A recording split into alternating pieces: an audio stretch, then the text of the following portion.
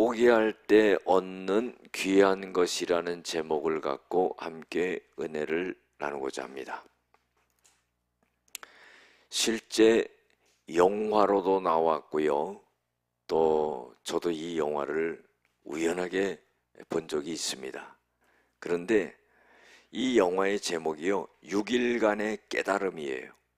나중에는 127시간이라는 제목으로 바뀝니다.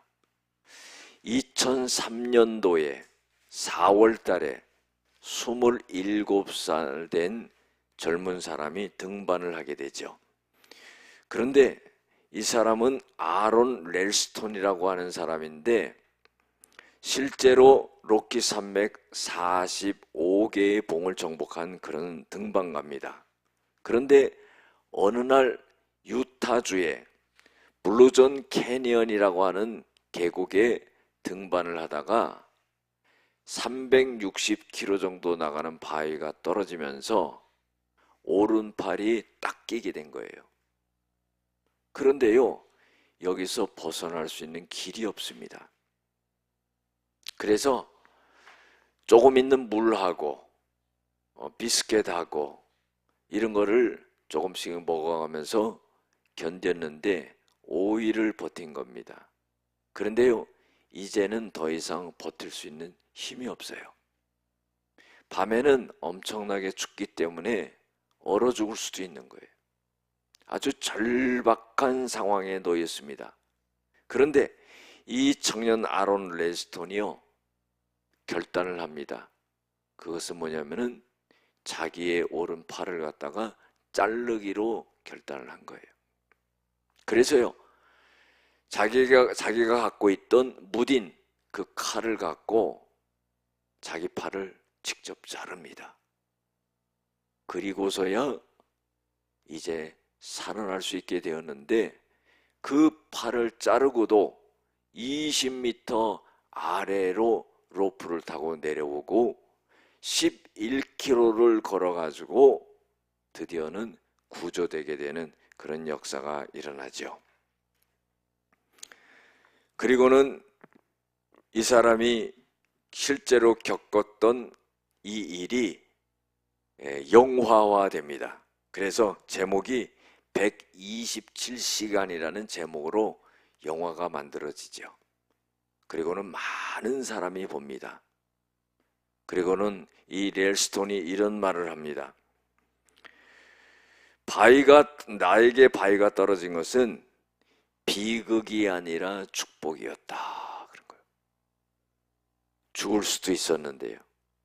실제로 팔을 잃어버렸는데요.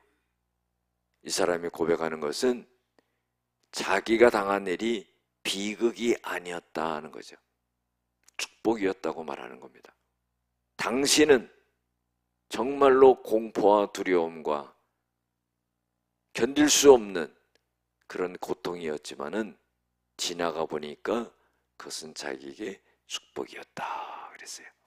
그래서요, 이 사람은요, 어려움을 다른 사람에게 극복하게 하고 내면의 힘을 발견할 수 있도록 영감을 주는 그런 강연가로도 활동하며 살고 있다고 합니다. 여러분들, 만약에 팔을 잃지 않았더라면 생명을 잃어버렸을 겁니다. 우리가 영적으로도요, 버려야 될 것들이 너무나 많아요. 그래야지만이 얻게 되는 게 있거든요. 오늘 말씀을 보면은 예수님께서 이런 말씀을 하시는 거예요. 네 손이 범죄하면은 찍어버려라 그런 거예요. 장애인으로 영생에 들어가는 것이 두 손을 가지고 지옥 꺼지지 않는 불에 들어가는 것보다 낫다 그런 거예요. 만약에 네 발이 범죄하거든 역시 찍어버려라. 다리 저는 자로서 영생에 들어가는 것이 두 발을 갖고 지옥에 떨어지는 것보다 낫다 그런 거예요. 버려야 되는 거죠. 만일 네 눈이 너를 범죄하게 하거든 빼버려라. 한 눈으로 하나님의 나라에 들어가는 것이 두 눈을 가지고 지옥에 던져지는 것보다 나으니라 그랬어요. 지옥은 구더기도 죽지 않고 불도 꺼지지 않는다. 거기는 사람이 다 불로 소금 치듯 하리라. 이거는요, 대하구이를 생각하면 딱 이해가 됩니다. 소금을 얹어놓고 뜨거운 데다가 살아있는 대하를 집어넣으면 몇 번 벌떡벌떡 하다가요 죽어버려요. 그렇게 된다는 거예요.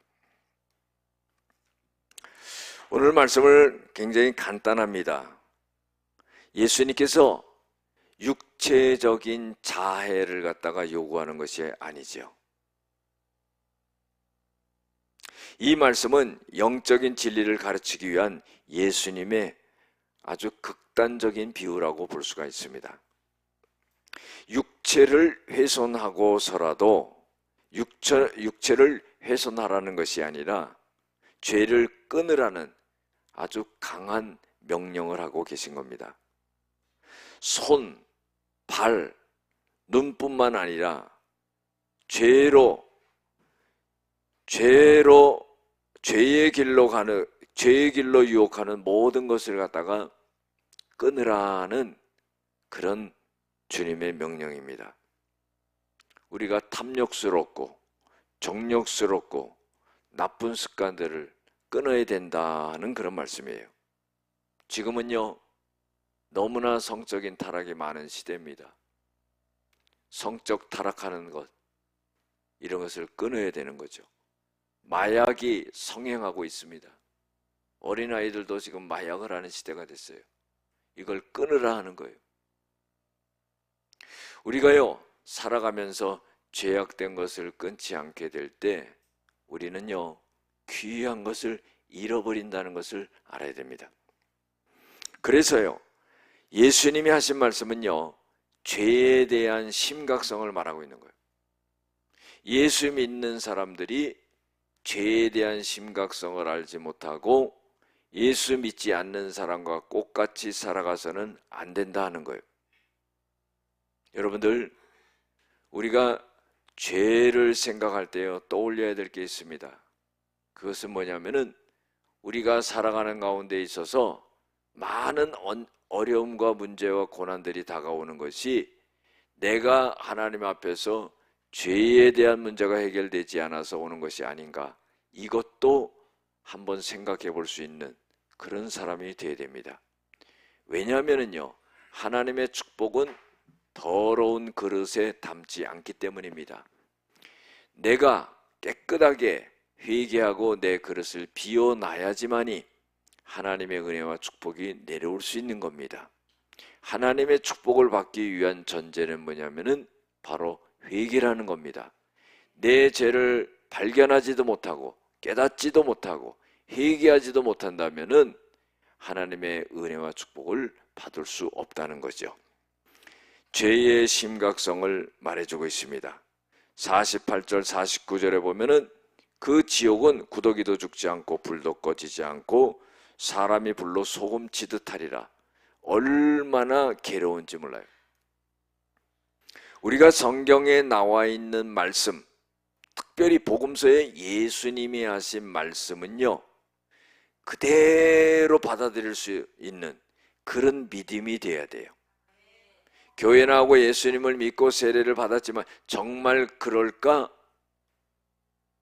세상에 말해도요, 이런 말 있죠. 설마가 사람 잡는다고. 지옥에 간 사람들이요 하는 이구동성으로 하는 말이 뭐냐면, 합창을 하면서 하는 말이 뭐냐면, 그때 잘 믿을 걸. 그래서 껄껄껄 한다는 거. 잘 믿을 걸. 믿음 생활 잘할 걸. 교회 잘 나갈 걸. 이런다는 겁니다. 그런 일이 자기에게 닥치리라고는 상상도 못 해본 일이에요. 우리가 이 땅에 살아가면서 많은 고난과 어려움이 있지만 그거와는 좋게 비교될 수 없는 지옥불에 떨어지는 거죠. 주님께서 말씀하신 것을 우리가 그대로 받아들이고 세상의 것을 끊고 죄악을 끊어낼 수 있는 그런 믿음의 사람들이 되어야 된다는 거예요. 어찌 보면은요, 우리의 싸움은요, 영적인 싸움이고 우리의 싸움은 죄악과의 싸움입니다. 다시 말해서 사단과의 싸움이라고 볼 수가 있습니다. 이것을 싸워 이겨낼 수 있는 그런 믿음과 영성이 있어야 된다는 거죠. 죄악의 끝은요, 영원한 고통입니다. 세상에서는 쾌락을 누리고 살아가지만은 결국은 영원한 고통에 빠지고 만다는 거예요. 기회는요, 이 땅에 있을 때 기회입니다. 하나님의 말씀이 들려질 때 기회가 되는 거예요. 그걸 흘려보내서는 안 된다 이 말이에요. 세상에 한 발을 딛고 교회에 한 발을 딛고 살아가는 인생, 가랑이가 찢어지는 겁니다. 여러분, 인생이 비참하게 되는 거예요. 세상에 발을 띄어서 하나님 앞에 교회에 발을 딛어놓고 주님의 말씀대로 살아가는 그런 삶이 되어야 된다는 거예요. 어떤 일을 만나고 무슨 일을 만나고 어떤 상황에 처해야 되지 간에 흔들리지 말고 주님을 바라고 주님의 말씀을 의지하고 성령을 의지하고 그 은혜를 구하는, 무릎 꿇고 기도하는 그런 자세가 필요하다는 거예요. 내 자세가 흐트러질 때요, 하나님의 역사는 올 수가 없습니다. 내가 갖고 있는 믿음이 하나님 앞에 인정될 때 주님께서는요, 불가능한 일도 가능케 하시는 역사가 일어나요. 저는 그런 생각을 해봅니다. 하나님의 말씀을 전하고 들을 때 그런 역사가 좀 일어났으면 좋겠어요. 그런 역사가 일어났던 경우도 있습니다. 그렇기 때문에 제가 그런 말을 하죠. 하나님의 말씀을 들으면서요, 한편으로는 믿는 마음, 한편으로는 의심스러운 마음, 언제까지 이런 마음을 갖고 예배를 드리고 하나님의 말씀을 듣겠습니까? 내가 아무리 기도한다 할지라도 하나님이 그 기도를 듣지 않는 거예요. 여러분들, 우리는 죄악됩니다. 불충합니다. 부족함이 많아요. 그래도요, 내가 내 마음속에 주님을 믿는 믿음만큼은 흔들리지 않아야 된다 이 말이에요. 주님의 말씀이 들려질 때 그것을 아멘으로 화답할 수 있는 자들이 되어야 된다는 거예요. 하나님은 그것을 보시는 거예요. 사람은 외모를 보죠. 그러나 하나님은 중심을 봅니다. 부족함이 많고 죄악됨이 많고 불충함이 있는 우리지만은 그래도 하나님은 그 하나님을 믿는 믿음의 중심을 보신다는 거예요. 그러면요, 우리가 세상의 것을 포기하고 죄악을 포기할 때 얻어지는 것이 뭔가? 첫 번째로 보면 영원한 생명을 얻는 거예요. 영생에 들어간다는 겁니다. 천국에 들어간다는 겁니다. 구약에서 보면은요, 모세를 예를 들을 수가 있습니다. 모세는요, 왕궁의 왕자예요. 그러나 그것을 버립니다. 그리고 이스라엘 백성들과 함께 고난을 받아요. 애굽의 모든 보화보다 이스라엘 백성들과 함께 고난을 받는 것을 더 좋아하고 수모를 받는 것을 더 좋아함으로 인해 가지고 더 큰 애굽의 보화보다 더 큰 재물로 그렇게 여기게 돼서 나중에는 상주심을 바라는 그런 믿음으로 우뚝 서 있는 것을 볼 수가 있습니다. 그러니까 눈앞에 있는 고난, 어려움, 이걸 피하려고 하는 게 아니라 그런 것들을 다 감당하면서 하나님이 주시는 상급을 바라보는 그런 믿음의 사람이 되었다는 겁니다. 신약에서도 보면은요, 사도 바울을 갖다가 예를 들을 수가 있습니다. 사도 바울은요, 예수님을 핍박했던 사람이지만은 다메섹 도상에서 예수님을 만남으로 인해 가지고 복음을 전파하는 복음 전도자가 됐어요. 그리고요, 이 바울은 고백하는 것이 뭐냐면은 무엇이든지 내가 유익하게 여겼던 것을 이제 다 해로운 것으로 여긴다는 거예요. 예수님을 아는 지식이 가장 고상한 지식으로 안다는 거예요. 바울은요, 지식이 풍부했던 사람이에요. 철학적인 사람이었습니다. 히브리어 헬라어 융통했던 사람이에요. 굉장히 뛰어났던 사람입니다. 가문이 좋았고요, 학벌이 좋았고요, 요새 말로 스펙이 좋았습니다. 그러나 그것을 갖다가 다 해로 여긴다 이 말이에요. 그리고요, 예수를 아는 지식을 가장 고상하게 생각한다는 거예요. 왜 그랬습니까? 여기에 생명이 있기 때문이에요.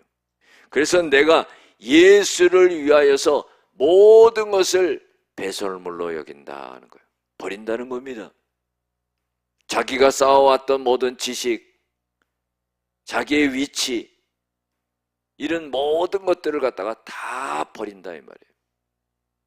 여러분들, 바울은요, 예수님을 만나고요, 철저하게 회개하고요, 자기의 죄로 인하여 하나님 앞에 무릎 꿇고 회개함으로 인해 가지고 정말로 예수님을 갖다가 얻고 영생을 얻는 그런 역사가 일어났다는 거예요. 우리도 마찬가지입니다. 우리가 버려야 될 것은 버려야 되는 거예요. 세상적으로 하나님이요,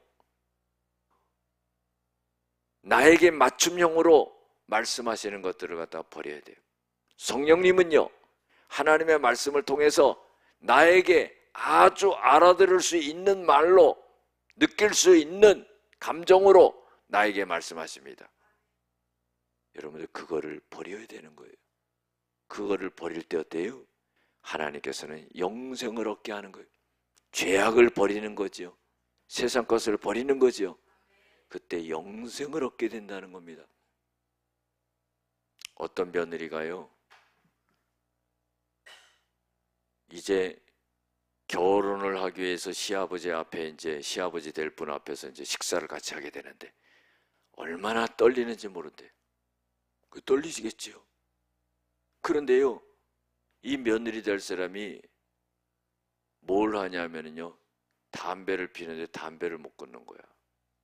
그게 시아버지 만날 때요, 담배 냄새 없애려고 이빨 닦고 향수 뿌리고 이렇게 갔어요. 그런데 담배 피는 게 딱 걸렸어요. 고추를 먹다가요, 고추 씨를요, 담배채 털듯이 털다가 걸렸대. 이게요, 습관처럼 나타나는 거예요. 담배 이렇게 털잖아요. 고추 씨가 있으니까 담배 털듯이 털다가 걸렸대요. 여러분, 죄악을 끊어야 되는 거예요. 그걸 숨기려고 했지만 딱 걸렸지요. 하나님 앞에 안 걸리는 게 어디 있습니까? 내 마음속에 죄악을 갖고 행하는 모든 것을 하나님은 그 중심을 보시기 때문에요, 딱 걸린다 이 말이에요. 그래서 하나님과 나와의 통로가 막혀버린다 이거죠. 두 번째로 우리가 포기할 때 얻어지는 것은 뭐냐면 진정한 자유를 얻어요. 여러분들, 우리가 자유롭게 살아간다는 건 어떤 것을 의미합니까? 내 맘대로 살아가는 게 자유가 아니에요. 내 맘대로 살아가면 자유 같지만 죄 짓더라고요. 내 맘대로 살아가는 게 죄 짓는 거예요. 그게 요한복음 8장 32절에요. 너희가 진리를 알지니 진리가 너희를 자유케 하리라. 이게 무슨 말씀입니까?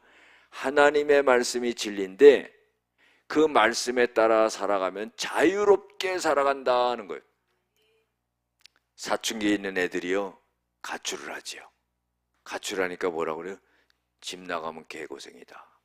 나가면 자유롭게 살 것 같은데요, 하나서부터 열까지요, 다 자기가 해야 되고요. 얼마나 힘들고 고통스러운지 몰라요. 그래서 그런 말이 나온 거예요. 여러분들, 하나님을 떠나면 고통입니다. 하나님의 말씀을 벗어나면은 그때부터 죄악이에요. 그래서 진리 안에 살아야 되는 거죠. 진리를 주신 거예요.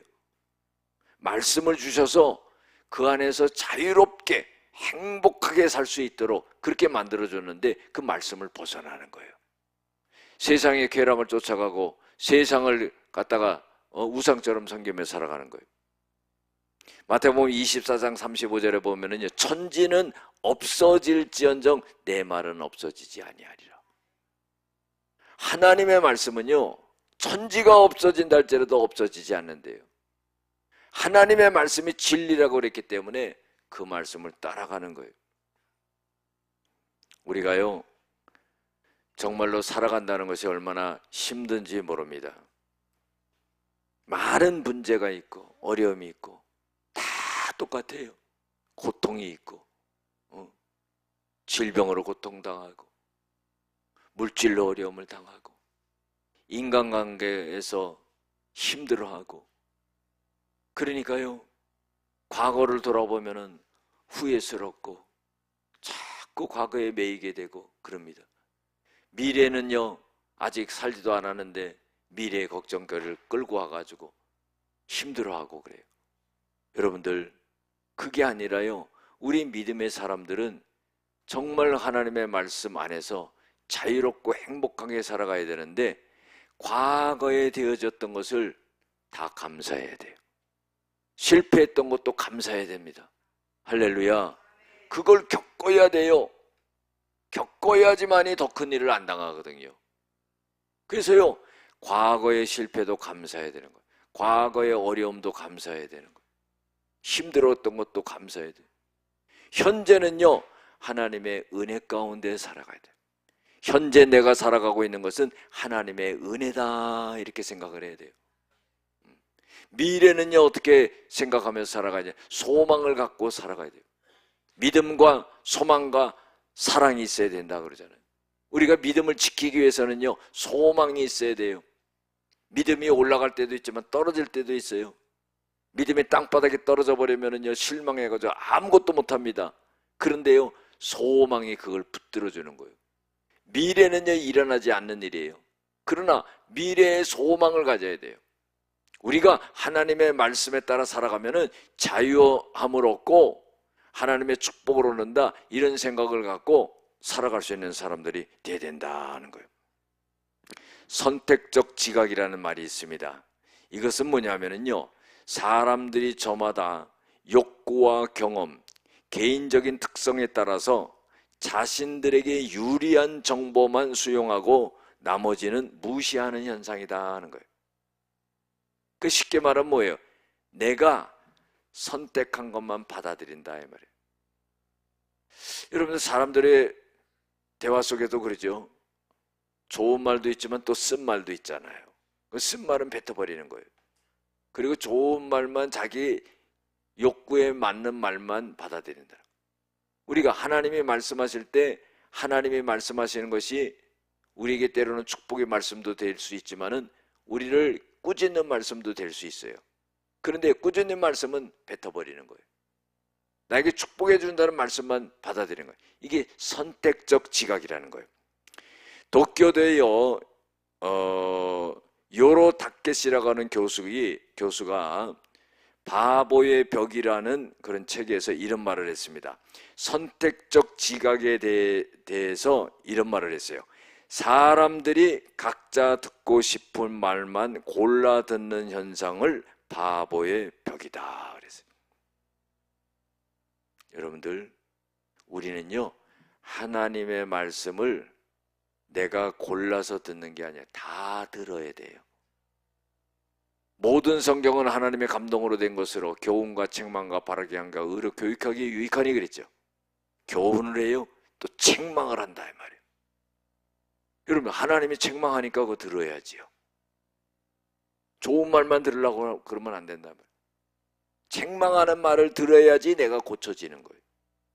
할렐루야.